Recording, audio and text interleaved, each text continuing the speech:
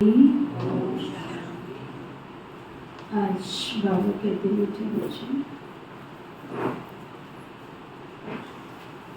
तुम्हारी ये पढ़ाई सोर्स ऑफ इनकम है।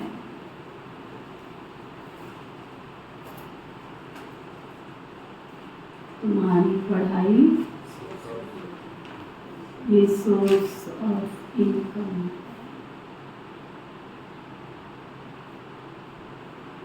इस पढ़ाई से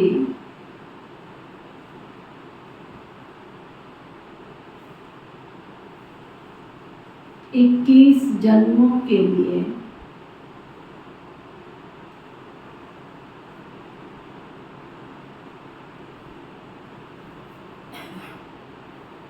कमाई का प्रबंध हो जाता है।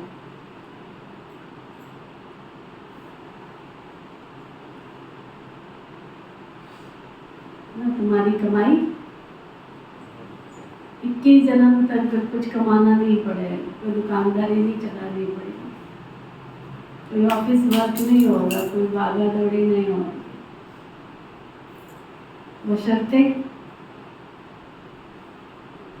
बशर्ते इस एक जन्म को अगर सफल किया होगा तो।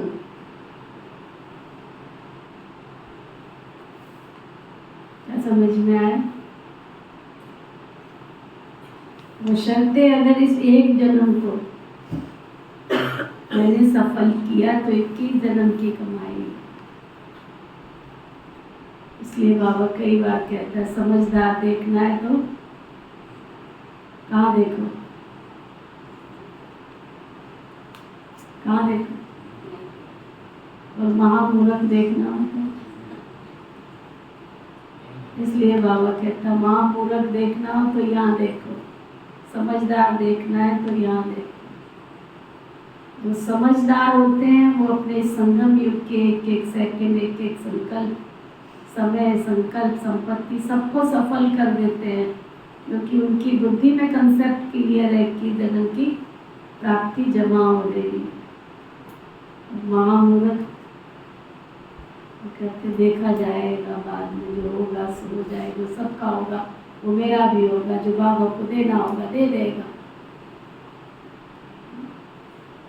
आज बाबा पक्का करा रहे पढ़ाई जो तुम पढ़ने आते हो ये तुम्हारा टाइम वेस्ट नहीं है, ये तुम्हारा सोर्स ऑफ इनकम है। तुम कमाई जमा करने आ रहे। फिर बाबा पूछते हैं मुक्ति धाम में जाना कमाई है या घाटा? बड़ा अच्छा सा प्रश्न पूछा बाबा ने। मुक्ति धाम में जाना कमाई है या घाटा?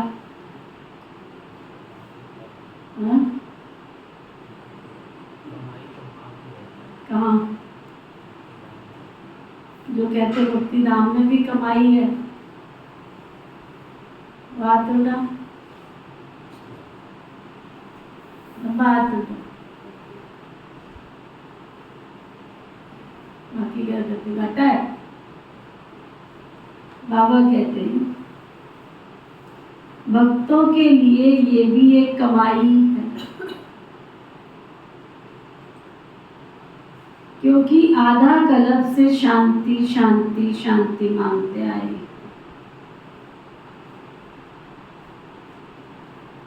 बहुत मेहनत के बाद भी शांति नहीं मिली। अब आपके द्वारा शांति मिलती।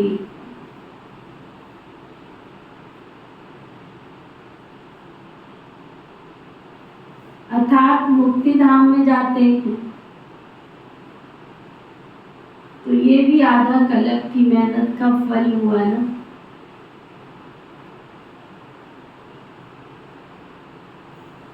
इसलिए इसे भी कमाई कहेंगे, घाटा नहीं कहेंगे।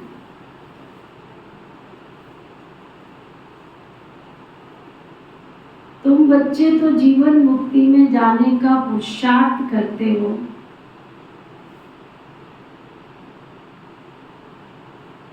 तुम्हारी बुद्धि में अभी सारे वर्ल्ड की हिस्ट्री ज्योग्राफी नाच रही है, नाच रही है, घूम रही है, सारे वर्ल्ड की हिस्ट्री ज्योग्राफी। ओम शांति। मीठे मीठे रूहानी बच्चों को रूहानी बाप ने ये तो समझाया है कि रूह ही सब कुछ समझती है। इस समय तुम बच्चों को रूहानी दुनिया में बाप ले जाते हैं, उसको कहा जाता है रूहानी दैवी दुनिया, इसको कहा जाता है जिस्मानी दुनिया। मनुष्यों की दुनिया बच्चे समझते हैं दैवी दुनिया थी, वो देवी मनुष्यों की पवित्र दुनिया थी। अभी मनुष्य अपवित्र है, इसलिए उन देवताओं का गायन पूजन करते रहते हैं। ये स्मृति है कि बरोबर पहले झाड़ में एक ही धर्म होगा, विराट रूप में झाड़ पर भी समझाना है। इस झाड़ का बीज रूप ऊपर में, झाड़ का बीज है बाप, फिर जैसा बीज वैसा फल, अर्थात वैसे पत्ते निकलते हैं। ये भी एक वंडर है ना, कितनी छोटी सी चीज देखो फल कितना दे देती है। ये भी कुदरत का करिश्मा। किसी भी फसल के बीज बोते हैं, किसी भी फल के, फ्रूट के, सब्जी के बीज कितने छोटे होते हैं, फल और फूल कितने निकलते हैं, उसमें कितना वैरायटी। ये भी एक वंडर है, कितनी छोटी सी चीज कितना फल देती है, कितना उनका रूप बदल जाता है। इस मनुष्य सृष्टि रूपी झाड़ को कोई जानता नहीं। इसको कहा जाता है कल्प वृक्ष। बस इस गीता में इसका वर्णन है, सब जानते। गीता ही नंबर 1 धर्म का शास्त्र है। शास्त्र भी नंबरवार तो होते हैं ना, कैसे नंबरवार धर्मों की स्थापना होती। ये भी सिर्फ तुम बच्चे ही समझते हो, और कोई में तो ये ज्ञान होता ही नहीं।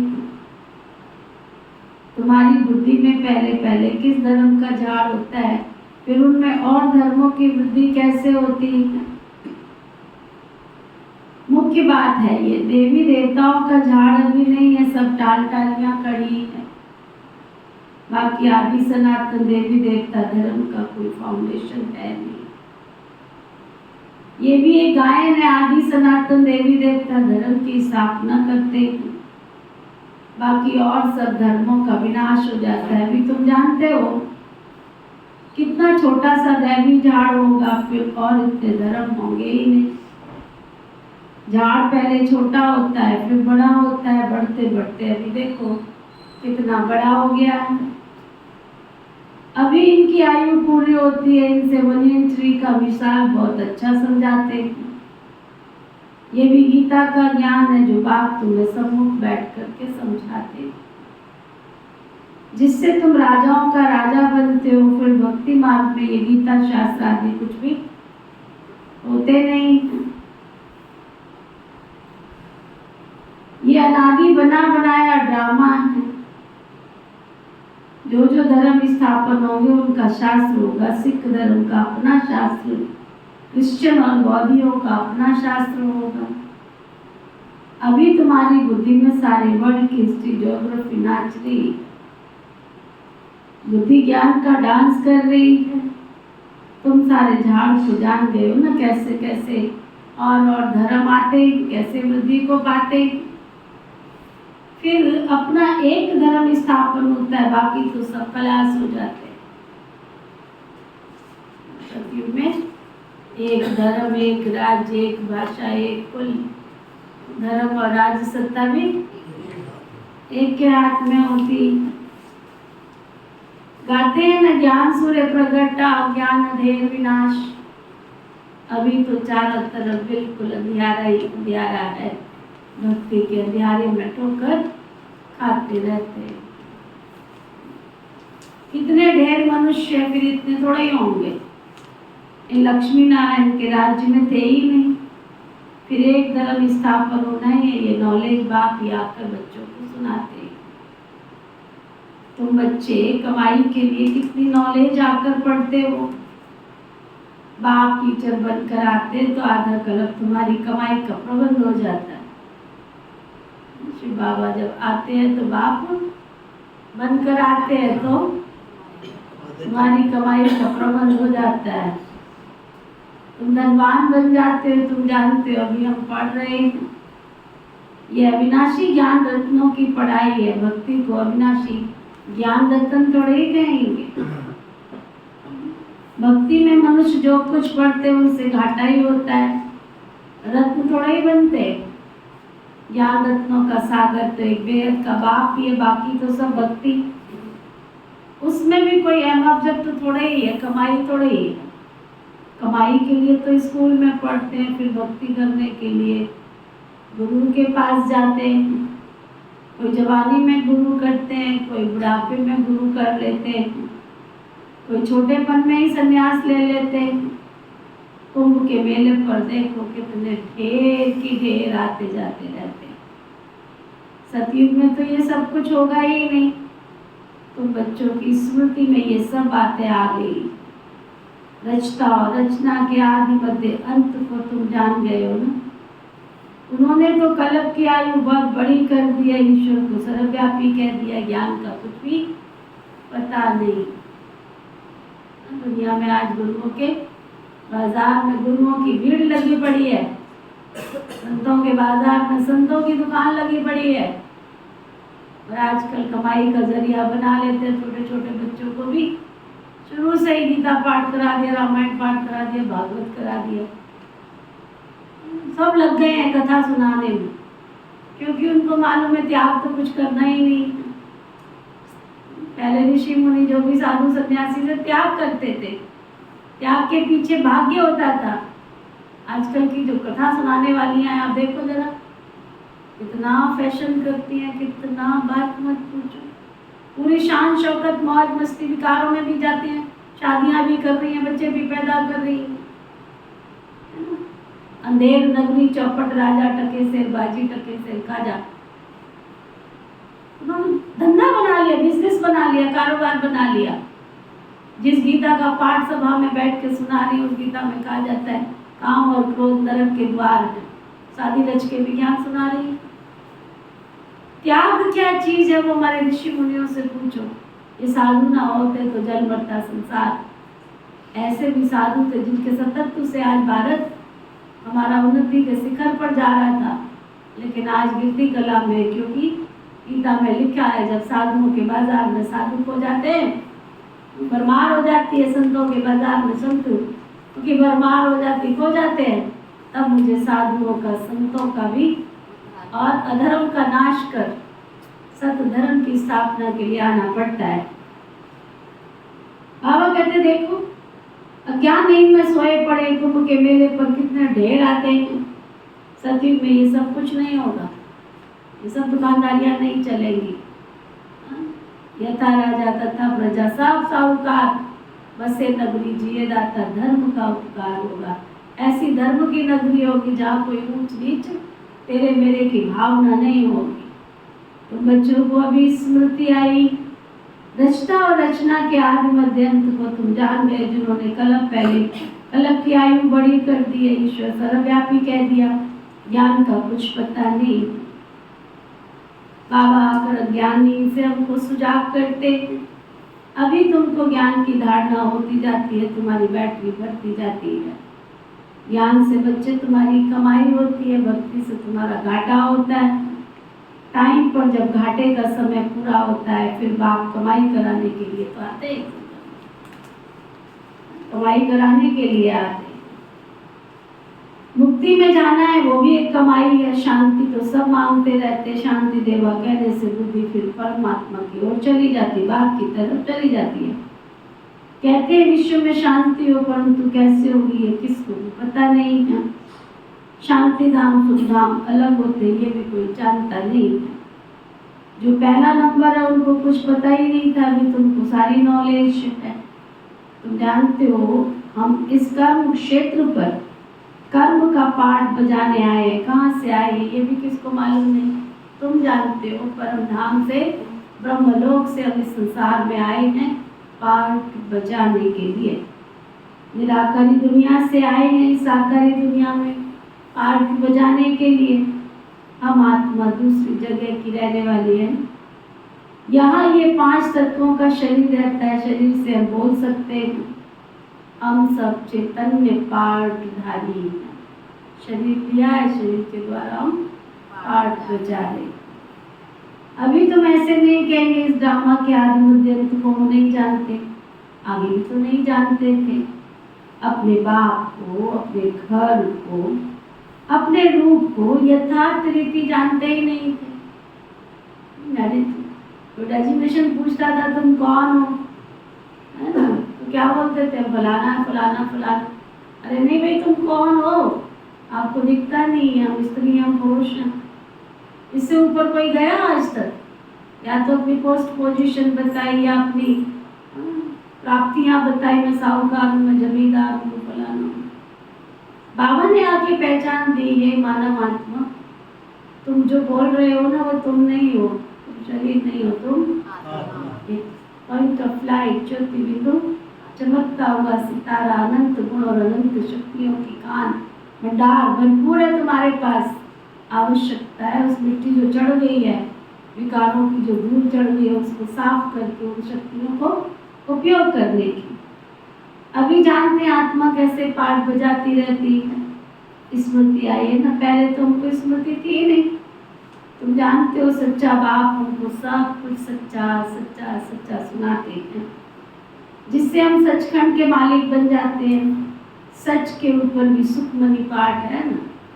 सत्य कहा जाता है सचखंड को। देवताएं सब सच सच बोलने वाले होते हैं, लेकिन ऐसी सच की शक्ति धारण कराने वाला तो एक बेहद का बाप ही है, वही वर्ल्ड ऑलमाइटी अथॉरिटी है। उनकी महिमा देखो कितनी है, गाई हुई है महिमा, तुमको काम में आती है। शिव बाबा की भी महिमा है, वही झाड़ के आदि मध्य अंत को जानते हैं। सच सुनाते हैं तो तुम बच्चे भी सच बन जाते। शिव बाबा आके उनको सच सच सबको सुनाते हैं, हम समझते हैं तो हम भी सच बन जाते हैं। कभी एकांत में बैठ के अपने से बातें किया करो, अपने से पूछा करो। क्या पूछो कि कल जो मैं था क्या वो आज मैं हूँ? अगर मेरे में चेंजेस आ रहे हैं, मेरे में परिवर्तन आ रहे हैं, डॉक्टर के पास जाते हैं, दवाई खाते हैं, डॉक्टर ने परहेज बताया दवाई खाने का, क्या ये दवाई तुमने खानी है, लेकिन इसके साथ साथ परहेज है, तुमने ठंडा पानी नहीं पीना है, तुमने खटाई नहीं खानी, तुमने दवाई सवेरे खानी है, खाली पेट खानी है। इतने सारे परहेज बता देते हैं, लेकिन अगर मैंने परहेज नहीं किया, ठंडा पानी भी पीते रहे, खटाई भी खाते रहे, तो दवाई क्या असर करेगी? दवाई क्या असर करेगी? तो दवाई असर करती है परहेज करने से।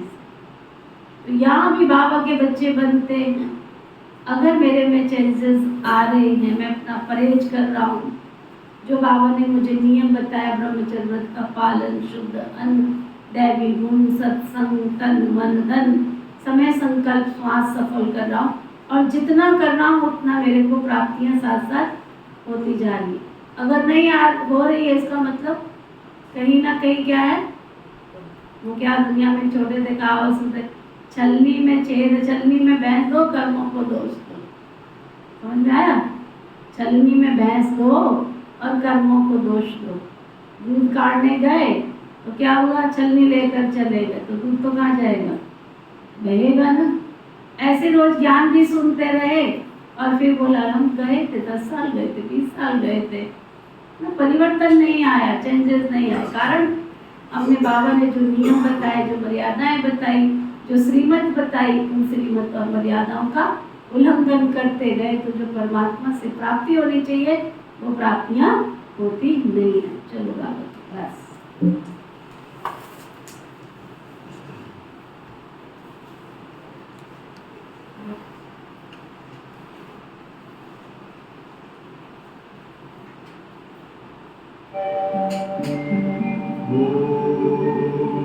शांति शांति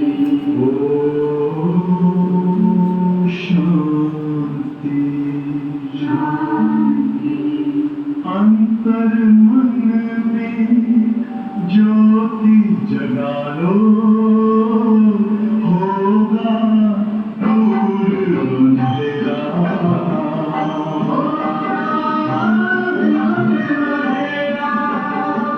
शिव का कर लो ध्यान, आ रहा पावन पुण्य सवेरा।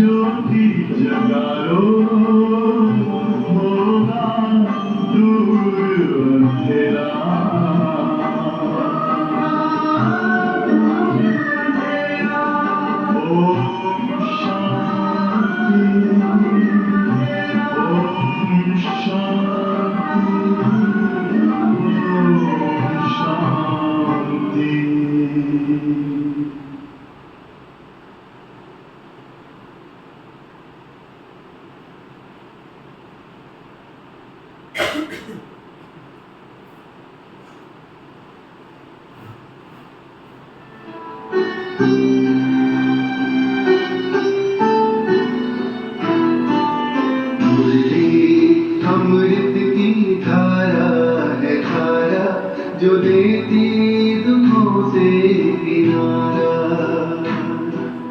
मुरली अमृत की धारा है धारा जो देती दुखों से किनारा। पूरे जीवन में हो जावे शिव बाबा मुरली में समझावे। पूरे जीवन में हो जावे शिव बाबा मुरली में समझावे। तुम्हें देवता बनना है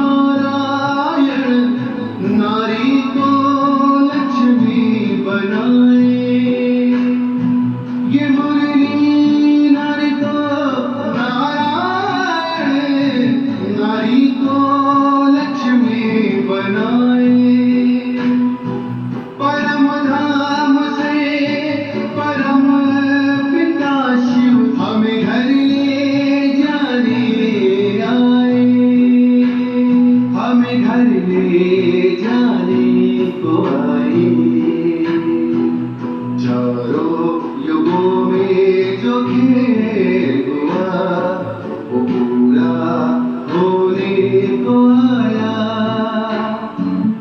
गीता ज्ञानामृत देने को ये संगम युग बनाया, संगम युग बनाया। ये मुरली अमृत की धारा है, धारा जो देती दुखों से किनारा।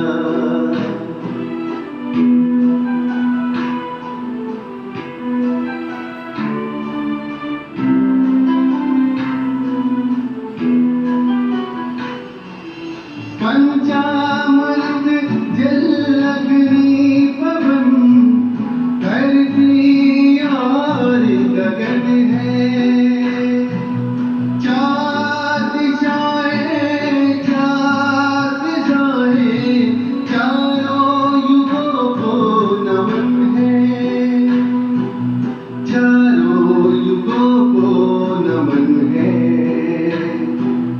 सांसों के तार जुड़े प्रभु से, मुरली दिखाए नजारे।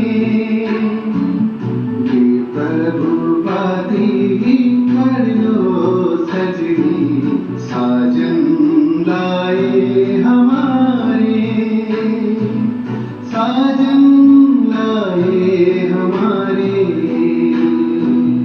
मुरली में जो समा जाए वो फरिश्ता बन जाए प्यारा।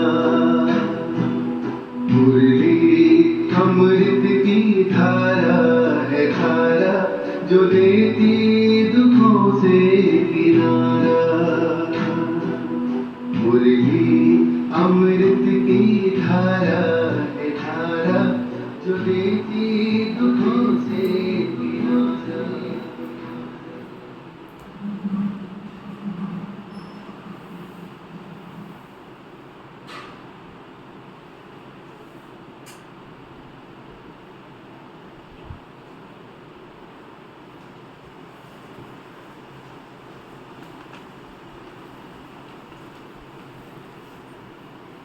सुना मुरली क्या है? अमृत समझ के पीते हो उसको। अगर ईश्वर लक्ष्मी का रूप धारण कर आपकी सभा में आ जाए और वो अमृत बांट रहे हो, क्या करोगे? बटरा तो बटने दो,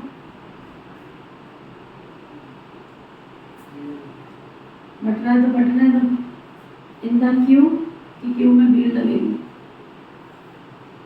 हाँ, शास्त्रों में सुना है ना, समुद्र मंथन हुआ था तो क्या, जब पता लगा असुरों को अमृत बट रहा है तो क्या किया था? बोलते हैं शिव के आगे बैठ गए। क्या किया उनका?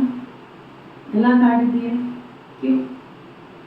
अगर असुरों ने ये पी लिया तो वो अमर हो जाएंगे। तो कौन सा अमृत था? यही तो अमृत है। समुद्र मंथन हुआ, दुनिया में देवगणों को बाबा शक्तिशाली बना रहा है, लेकिन क्या हम उस अमृत के पान की तरह बाबा की मुरली को अमृत समझ के पान करते हैं? जा रहा है आधी सुनली पूरी सुनली अद्धी चोट पीछे। कईयों की तो लाइफ ही ऐसी। बाबा की मुरली जो कौड़ी से हीरा बनाने वाली है, ये अमृत है जिससे मेरी आत्मा के जन्म के लिए अमर बनने वाली है। जिसको मुरली की कदर नहीं है, इस गीत को फिर से सुन लेना। बाबा कहते हैं, तुम जानते हो बाबा सच्चा सच्चा बाप हमें सब कुछ सच्चा सच्चा सुनाते हैं, जिससे हम सचखंड के मालिक बन जाते हैं, सचखंड का मालिक बन जाते हैं।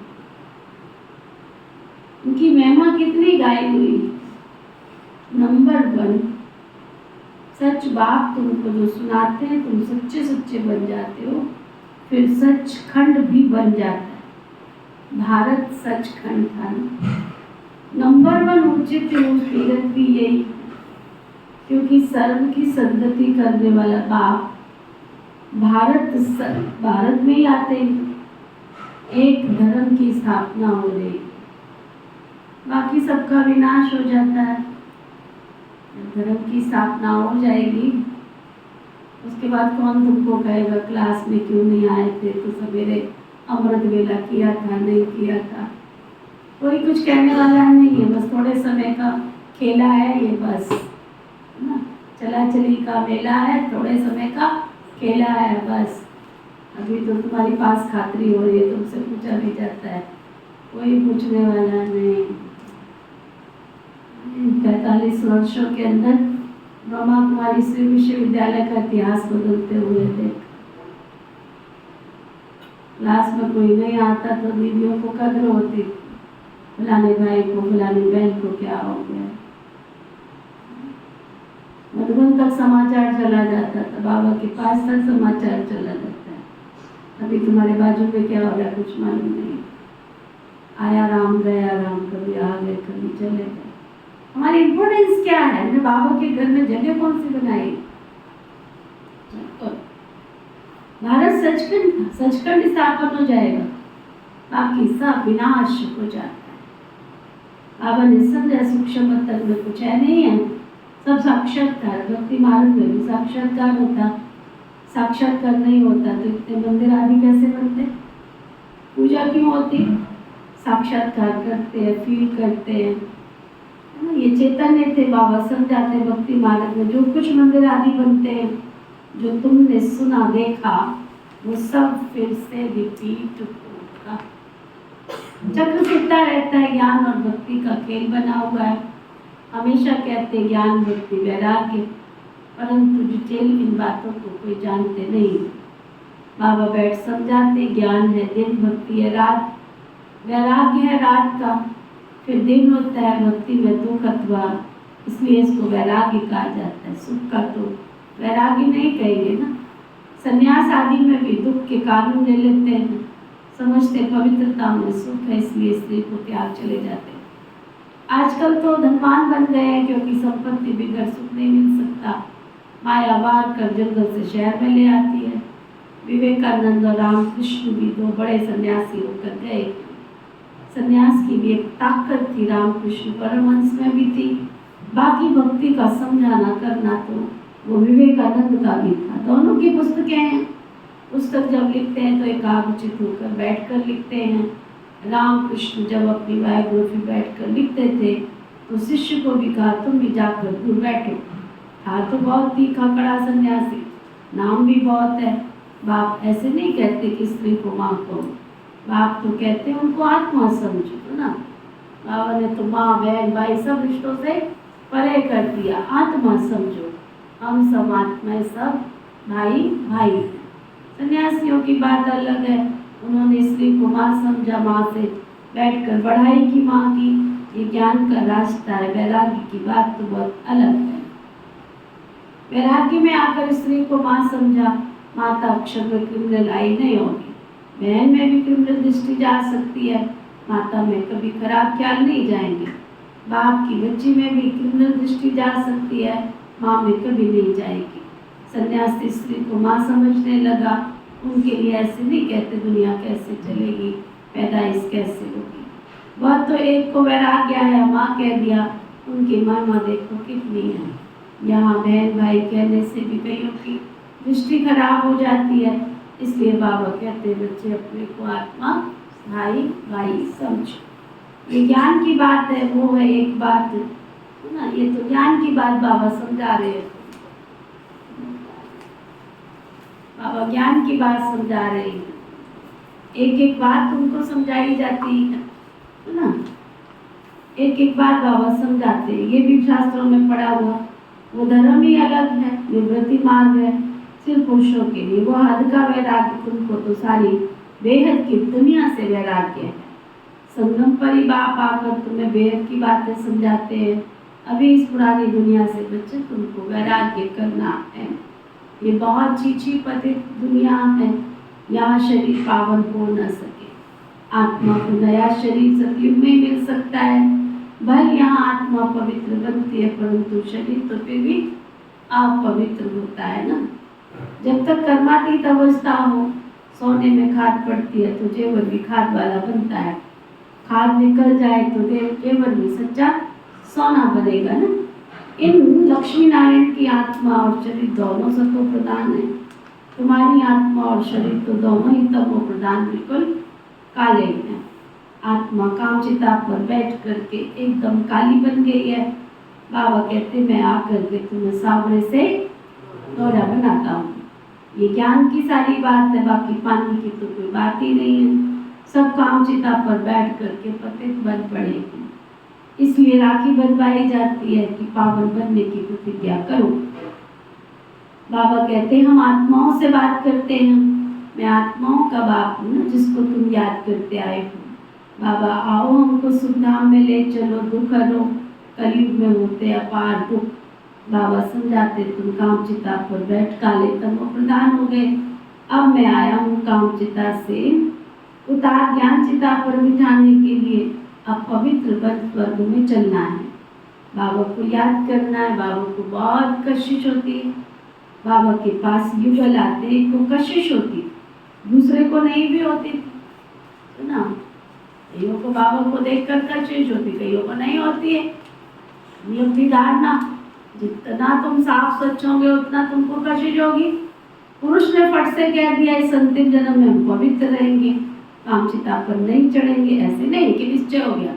निश्चय अगर होता तो बेहद के बाप को पत्र लिखते, कनेक्शन में रहते, सुना है पवित्र रहते हैं, अपने धंधे आदि में ही मस्त रहते हैं, बाबा की याद है ही कहाँ। ऐसे बाबा को तो बहुत बहुत प्यार से याद करना चाहिए। इसलिए पुरुष का आपस में कितना प्यार होता है, पति को कितना याद करती रहती है। अरे बेहद के बाप को तो सबसे जास्ती याद करना चाहिए। गायन भी है प्यार करो या चुप रहो, हम हाथ कभी नहीं छोड़ेंगे। ऐसे नहीं यहाँ आके बैठ जाना है, नहीं, वह तो फिर संन्यास हो गया। घर बार छोड़ यहाँ आकर रहें। तुमको कहा जाता है गृहस्थ व्यवहार में रहते बच्चे पवित्र बनो। घर बार छोड़ यहाँ आकर कैसे रहेंगे, भट्टी बननी थी। जितने तैयार हो निकले बहुत अच्छा। उनका भी वृत्तांत है, जो बाबा का बनकर इस यज्ञ में रहकर रूहानी सर्विस नहीं करते, वो जा करके फिर दास दासियां बनते, तो सेवा ही नहीं करते तो जाके फिर क्या करेंगे, खाओ पियो सो तो क्या होगा। फिर पिछाड़ी में नंबरवार पुरुषार्थ अनुसार ताज मिल जाता है। उन्हों को भी घर आना होता है, प्रजा में नहीं आ सकते। कोई बाहर का आए, अंदर वाला नहीं आ सकता। वल्लभाचारी बाहर वालों को कभी अंदर आने नहीं देते। ये भी बहुत समझने की बात है। ज्ञान है सेकंड का, फिर बाप को ज्ञान सागर क्यों कहा जाता है। समझाते बाबा रहते हैं और पिछाड़ी तक समझाते रहेंगे। जब राजधानी स्थापन हो जाएगी, तुम कर्मातीत अवस्था में आ जाएंगे, फिर ये ज्ञान पूरा हो जाएगा। है तो सेकंड की बात, फिर भी समझाना पड़ता है। हद के बाप से हद का वर्षा मिलता है, और बेहद के बाप से विश्व का, बेहद का बाप हमको विश्व का मालिक बना देते हैं। तुम सुख धाम में जाएंगे, बाकी सब शांति धाम में चले जाएंगे। वहाँ तो है ही सुख ही सुख। ये तो सब खातरी करते हैं ना, बाप आएंगे। अब नई दुनिया के मालिक बन रहे हैं राजयोग की पढ़ाई से।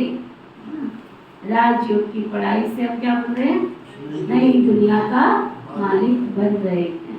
अच्छा, मीठे मीठे सिक्के लगे बच्चों प्रति माता पिता बाप दादा का याद प्यार और गुड मॉर्निंग। रूहानी बाप की रूहानी बच्चों को नमस्ते। हम सब रूहानी बच्चों की रूहानी बाप दादा को दिल व जान सिख व प्रेम से नमस्ते नमस्ते नमस्ते जी। धारणा के लिए मुख्य सार, इस पतित चीची दुनिया से बेहद का वैराग्य रख।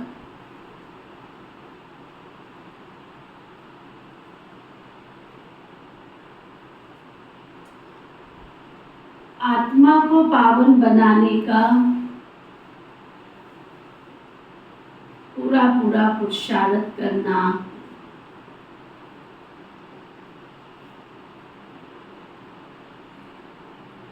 एक बाप की ही कशिश में रहना है।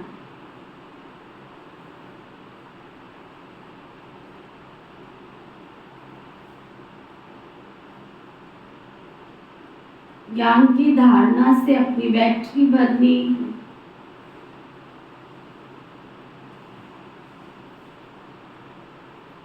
ज्ञान रत्नों से स्वयं को धनवान बनाना, धन्य भाग्य बनाना है, धनवान बनाना है ना। धन्य भाग्य होंगे तो धनवान भी बन जाएंगे। अभी कमाई का समय है, इसलिए घाटे में नहीं रहना। सब अपना अपना अकाउंट रोज रात को चेक करके सो आज माइनस में था या प्लस में था। शॉक होना चाहिए, जब माइनस में जाए तो शॉक होना चाहिए। या सारा दिन मेरा माइनस में चला गया खाता, 21 जन्म का घाटा पड़ गया ये, तब जाके पुरुषार्थ में तेजी आती है। वरदान सतगुरु प्यारे बाबा का वरदान, ज्ञान रत्नों को धारण कर व्यर्थ को समाप्त करने वाले होली हंस भव। ज्ञान रत्नों को धारण कर व्यर्थ को समाप्त करने वाले होली हंस भव। होली हंस की दो विशेषताएं, एक है ज्ञान रतन चुनना और दूसरा है निर्णय शक्ति द्वारा दूध और पानी को अलग करना। दूध और पानी का अर्थ है समर्थ और व्यर्थ का निर्णय करना। व्यर्थ को पानी के समान कहते हैं, समर्थ को दूध के समान कहते हैं।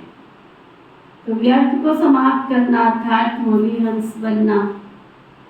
हर समय बुद्धि में ज्ञान रतन चलते रहे, मनन चलता रहे तो रत्नों से भरपूर हो जाएंगे। ज्ञान का चिंतन करेंगे, मनन करेंगे तो रत्नों से भरपूर माला माल हो जाए। स्लोगन, सदा अपने श्रेष्ठ पोजीशन में स्थित रहे, सदा अपने श्रेष्ठ पोजीशन में स्थित रहे। अपोजिशन को समाप्त करने वाले विजयी आत्मा, अपोजिशन को समाप्त करते हुए विजयी आत्मा। आज का व्यक्ति इशारा,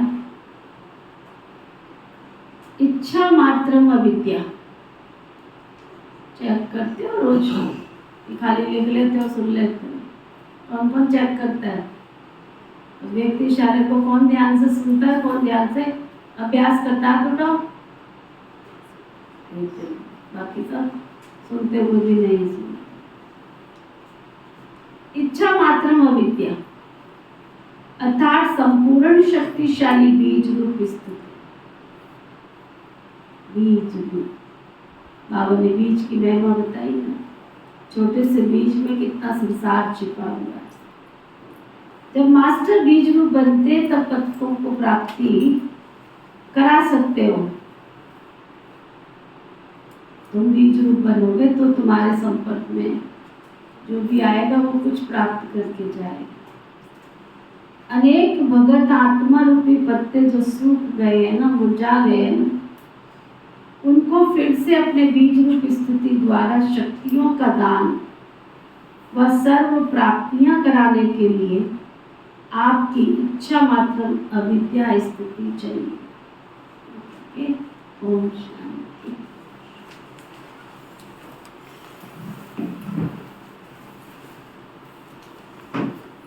ओम शांति। ओम शांति। हम सबके मीठे प्यारे शिव बाबा, हम सबके मीठे प्यारे शिव बाबा, आपने हमें कमाई करने का रास्ता बताया। ये ज्ञान सोर्स ऑफ इनकम है, ऐसी शिक्षा देने के लिए आपका बहुत बहुत बहुत शुक्रिया शुक्रिया शुक्रिया। आपका बहुत बहुत बहुत शुक्रिया शुक्रिया शुक्रिया। पिता श्री ब्रह्मा बाबा, पिता श्री ब्रह्मा बाबा, मीठी मातेश्वरी मम्मा, मीठी मातेश्वरी मम्मा, इस यज्ञ की सभी छोटी बड़ी दीदी दादियाँ, इस यज्ञ की सभी छोटी बड़ी दीदी दादियाँ, सभी ब्राह्मण वंश ब्रह्मा कुमार कुमारियाँ, सभी ब्राह्मण वंश ब्रह्मा कुमार कुमारियाँ, संपूर्ण ब्रह्मांड में बसने वाले सभी जीव जंतु पशु पक्षी, संपूर्ण ब्रह्मांड में बसने वाले सभी जीव जंतु पशु पक्षी, नर नारी मानव मात्र प्राणी, नर नारी मानव मात्र प्राणी, प्रकृति के पांचों तत्व, प्रकृति के पांचों तत्व, धरती आकाश जल वायु अग्नि, धरती आकाश जल वायु अग्नि, सभी आपने जो हमें सभी आपने जो हमें जीवन जीने में सुख प्रदान किया, जीवन जीने में सुख प्रदान किया, जो सहयोग दिया, जो सहयोग दिया, आपका तहे दिल से आपका तहे दिल से बहुत बहुत शुक्रिया शुक्रिया शुक्रिया। बहुत बहुत शुक्रिया शुक्रिया शुक्रिया। धर्म की जय हो, धर्म की जय हो, अधर्म का नाश हो, धर्म का नाश हो, प्राणियों में सद्भाव हो, प्राणियों में सद्भाव हो, विश्व का कल्याण हो, विश्व का कल्याण हो, ऐसी हम सबकी श्रेष्ठ भावना, श्रेष्ठ भावना, श्रेष्ठ कामना है। श्रेष्ठ कामना है। ओम शांति शांति शांति। ओम शांति शांति।